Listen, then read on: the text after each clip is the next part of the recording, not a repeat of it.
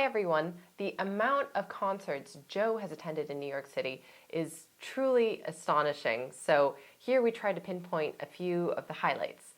Here are the top 5, 6, probably 7 concerts Joe has gotten himself into. Amazing performances that make me a little envious. You go to a concert in New York City, and if you go to a concert in New York City, I would say you're, 80, 90% likely to run into Joe. I can't tell you how many concerts. That depends on the concert.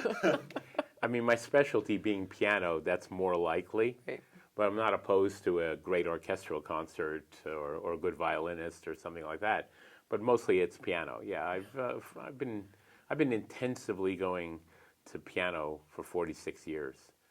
Actually, now 47. It's in its 47th year. I probably have seen at least 5,000 piano recitals, if not more. By the way, there are people I know who have even higher numbers than that. But, But I've also, I've done a lot of recording too, so I have been exposed to a lot of stuff. Yeah, but what and there's no vaccine, by the way. What I wanted to ask is some of the more memorable concerts that you have been to. Oh, God, so many. Let's start with top 5. Top 5 memorable concerts in Joe Patrych concert-going career. That's okay, so certainly the first time I heard Horowitz, which was November 16th, 1975, in Carnegie, where he played Schumann Third Sonata. And, the funny thing is, at that time, I just turned 20. And to say that I was a musical imbecile would be an understatement. I didn't know anything. I was just learning. So I didn't really know the Schumann Sonata. I didn't know the Blumenstück that he started. The concert, the first half was Blumenstück and the F minor Sonata. I knew a couple of the pieces in the second half because they were more popular.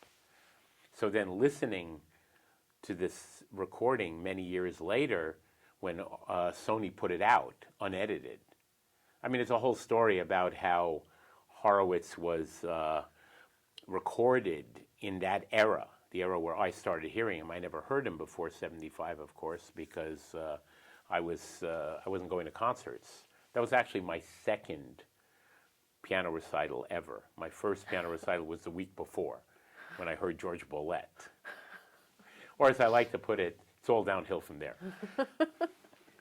But actually, that Horowitz, I mean, the Bollett recital was great too. I wouldn't say that one makes the top 5, but it's probably in the top 10, the Bollett. Because there are some recitals of various people that will stick in my memory till the last time I consume any oxygen. And the first Horowitz is definitely because it was such a epiphany to hear this guy, this little guy, because he wasn't that tall, walk on stage and create this sound world that was unbelievable. So that's one. Another one would be Pogorelich, May 7th, 1990 in Carnegie, where he showed such a range of ability, from delicacy to the kind of thundering power that you can't even imagine coming out of the fingers of a pianist. I mean, that's so vivid. I remember sitting in a balcony, and first half was Haydn early D major sonata, Brahms 117, and 3 Liszt transcendental etudes.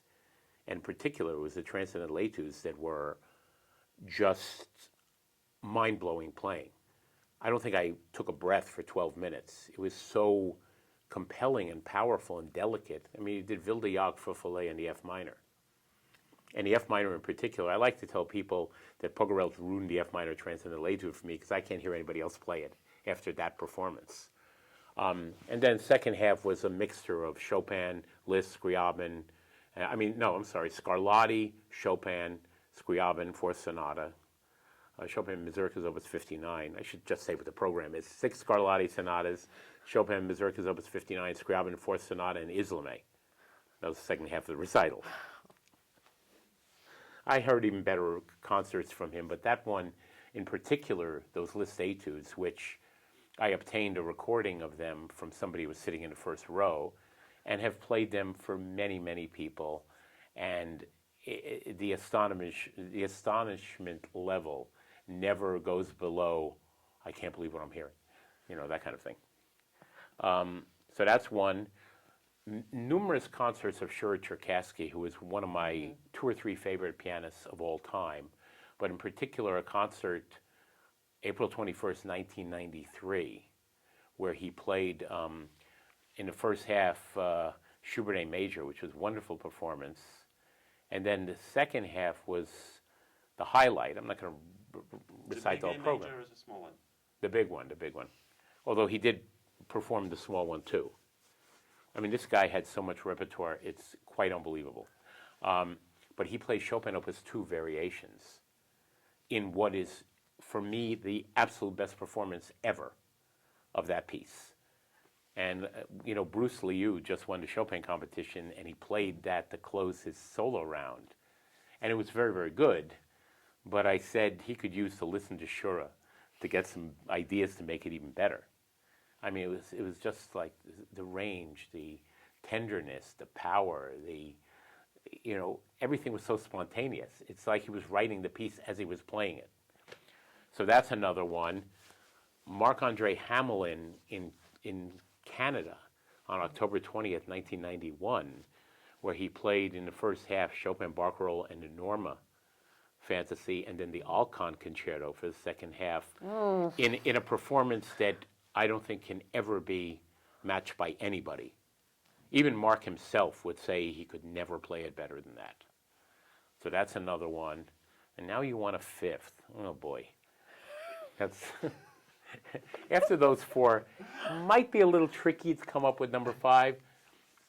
I mean, there are certainly many great other concerts of Horowitz, many of Churkassky, Hamlin, Boulez, Zimmerman, who played once wonderful performance of all 4 Chopin Scherzi. This was at the time named Avery Fisher Hall, went through one of its permutations. Now it's Geffen Hall, and it's currently closed while they renovate it for the 3rd time. What they say? What they say? 3 times the charm. I feel some resentment there. I just feel like, how many architects do you need to hire to build a hall with good acoustics? Carnegie did it right the first time. Well, Avery Fisher, man, it was never fun to play there, ever. Never fun to play there and never fun to listen. Yeah. I mean, I actually heard Boulez play the Joseph Marx Romantische Klavierkonzert there, which is a piece where the pianist is having a break when they're not using all 10 fingers, when they're playing like 9 fingers. It's so thickly written. I happen to have a balcony seat in the back of the back of the 3rd tier. They don't call it the balcony, but the back of the 3rd tier. And I mean, he is playing this piece, which is massively loud. And I barely could hear him, because the acoustics are so bad for piano when you go back in the hall. So I'm hoping they'll fix that. Best place to listen to a piano concerto in Geffen or Avery Fisher prior to the current renovation was sitting in the first row under the piano. Where in Carnegie, it feels like such a big space, but it feels intimate because you Absolutely. feel right next to it. You realize that Avery Fisher, it will always be Avery Fisher for me. Hey, by the way, it used to be called Philharmonic Hall. Oh, boy. Before 1978, where Avery Fisher threw them $15 million at the time to renovate it. Uh-huh. Wow. So now fast forward to a couple of years ago, when a decision was made to renovate it again, and this time David Geffen gave them $500 million, apparently, or they needed $500 million. He gave them half. I don't know the exact numbers. I wasn't on the finance committee for that one, but how times have changed. So that's why they're in the middle of a renovation of what is now known as David Geffen Hall. Uh-huh. But I was going to say, you just really feel how big that space is whenever you hear a concert. You mean in Geffen? Yeah. Yeah. Whereas Carnegie, that's right. Carnegie has an intimacy where, you feel like you can sit in the balcony for a piano recital and actually hear the concert.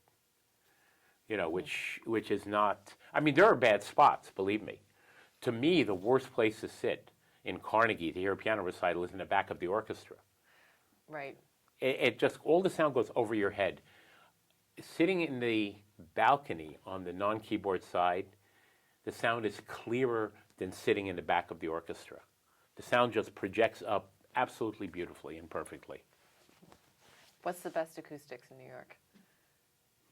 Which hall? It's a good question. I mean, they all have different characteristics, but one thing about a classical concert hall, if it's too big, it will never match a smaller one and a more intimate one. I happen to really like Kaufman Hall in 92nd Street Y. I think that hall sounds just beautiful. Actually, Grace Rainey Auditorium in the Met Museum is also very, very intimate, and it's a little on the dry side. I mean, you don't have the sumptuous reverb that you have in Kaufman, but it's very clear. And the other thing about it is it's buried deep inside the building, and it's dead quiet. That's not true of any other hall in New York. I mean, in Carnegie, you've got the subway rumbling. Avery Fisher is pretty good, or Geffen is pretty good. There isn't too much, I mean, a fire engine goes by, you'll hear it. But it's pretty good. Tully is not quite as good. Forget about places like Merkin Hall. I mean, in that particular aspect. There's always lots of street noise and stuff like that. Kaufman, unfortunately, has that problem too, because the auditorium is basically on the street. It's on 92nd Street, so anytime any loud car goes by, it bleeds into the hall. But Met Museum, Grace Rainey, is deep inside the building, and there's no subway under it. So you don't get subway rumble, because you do in Carnegie all the time. Yeah. Matter of fact, if you want to get a laugh sometime, listen to Earl Wilde's. By the way, that's another concert that would be probably in the top 10. A concert called The Art of the Transcription that he did on November 1st, 1981, which was almost 2 hours of every imaginable virtuoso transcription that you could think of. I mean, he actually did the Schultz-Zeppler, and probably the best performance I ever heard live, although the Bollett one from 74 is as good, if not better. But if you listen to the Godofsky pieces that opened the concert, you can hear on the recording the subway rumble under it. It's faint, but you can definitely hear it. Also, when they redid the hall, they redid the stage, and there's a Horowitz story attached to that. He had played at the Met Opera House the day before, which I attended. That was December 14th, 86. And they had just done another renovation of the stage of Carnegie, because the original stage of Carnegie was horrible. I mean, it was like rickety. You were afraid the piano was going to fall through. So they did a renovation, and I think they did another renovation. That's when it became the Perlman stage, because Ronald Perlman donated money for that upgrade. But so he played December 14th, 86. Now, keep in mind, Horowitz was at that point 83 years old, although we didn't know it. We thought he was 82. Because like Churkassky, they lied about these pianists' ages when they were younger to make them younger, make them more of a prodigy. Horowitz was actually born in 1903, but for many years everybody thought he was born in 1904. Not a major difference. Churkassky, however, was born in 1909, and that didn't come out until after he died. Everybody thought that he was born in 1911. So his concert in Carnegie, his 80th birthday concert, was actually his 82nd birthday concert, but nobody knew it. And by the way, the concert I'm referring to in 93 with the Chopin Opus 2 and the Schubert A Major, he was 83 when he did that, and it's an unbelievable fact on top of the fact that that it was the greatest performance I've ever heard of Opus 2, Chopin Opus 2. By the way, speaking of unbelievable facts, last Sunday, Jerome Lowenthal played a 90th birthday concert in which the second half was the Hammerklavier. And it was pretty impressive, I gotta say.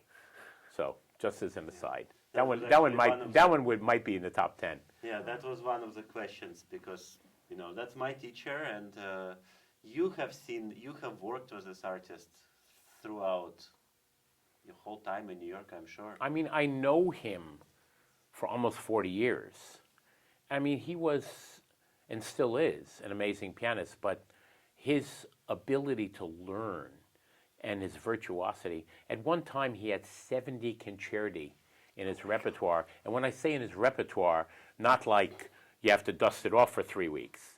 He could play 70 concerti at the drop of a hat. Wake him up at 4 in the morning, and he's got, 15 Mozart concerti and all the standard stuff, all the Beethoven, all the, the Brahms, the Chopin, the Grieg, the Schumann, Rubinstein fourth, Tchaikovsky second and first, etc., etc., etc. So many pieces. So it was mind-blowing. Never heard a pianist play the Hammerklavier at the age of 90 and probably never will. If you enjoyed this video, make sure to give us a like, subscribe, drop us a comment, maybe drop below and scroll to our Etsy page and buy an Always Listen to Bach pint glass for your brews at home. Anyways, cheers, we'll see you next time.